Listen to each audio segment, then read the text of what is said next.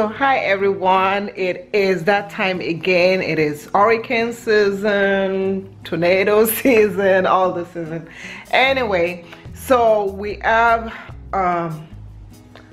Hurricane Harvey, Tropical Storm Harvey, or whatever they want to call it. It always becomes worse later on. So I want to show you guys, living in Houston, you always have to be prepared. So something you can do is go to your local news website and check their hurricane, check for any kind of storm. There's some things you need to have. You need to have water. So we always have like a container of bottled water in our house, like a case, you know, pretty much a case of water. Other things that I'm going to show you is in terms of your power bank. So I have this power bank, and this is to charge my phone in case it goes empty. You know, I have more like this, and I'm going to charge some more power banks as long as I can find it in the house. One thing that I do is I make sure we have a lot of flashlights and spare batteries that we can use so that when the light goes out, and the light will go out, it always goes out, we can put that in it.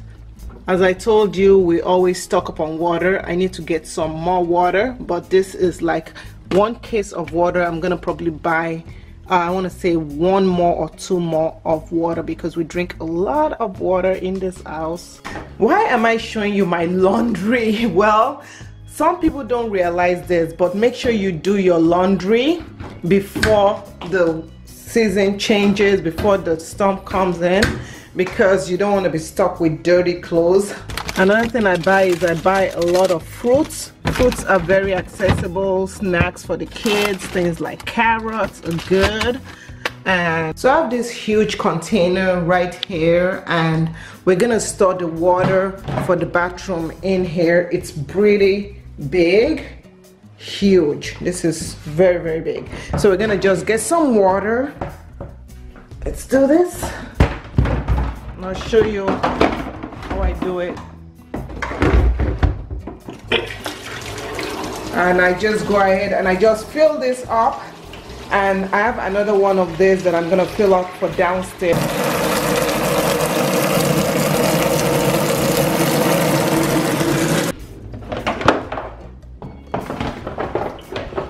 So another thing that I do is I make sure I have a can opener, preferably one that is not electric. So I have this manual can opener. And then you want to make sure you have canned foods, you know, foods that you don't have to warm, even though we do have a gas stove. So it's very helpful that you have a gas stove. If you live in Texas, I'm just one of those people, just have a gas stove, because when you have a gas stove, you don't need electricity to cook.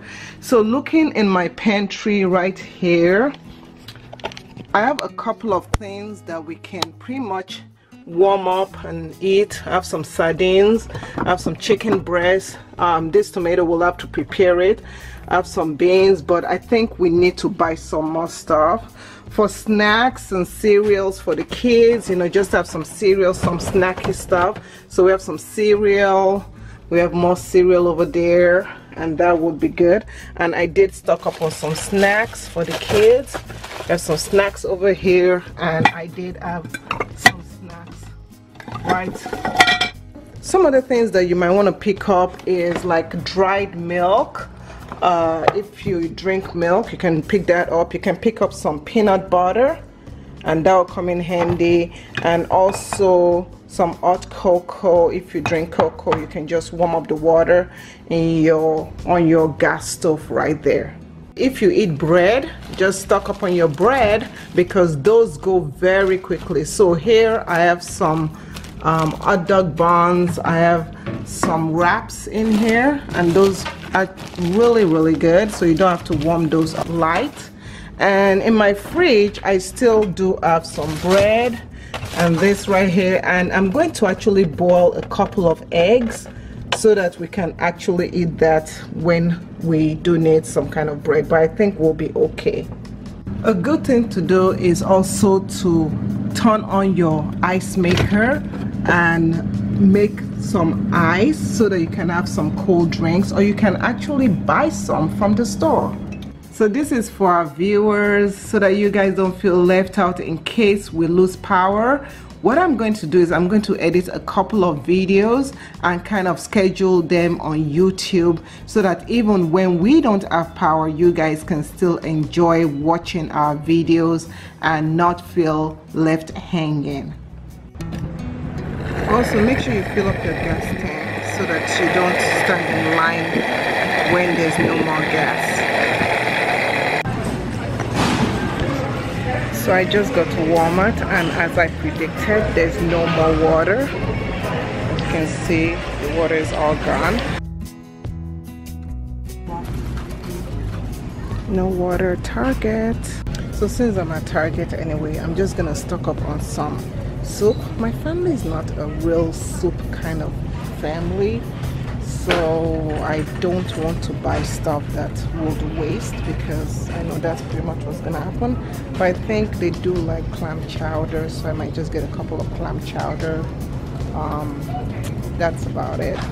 So most of our Nigerian foods we can pretty much make it because they're perishable, they're non-perishable, so you can pretty much make it.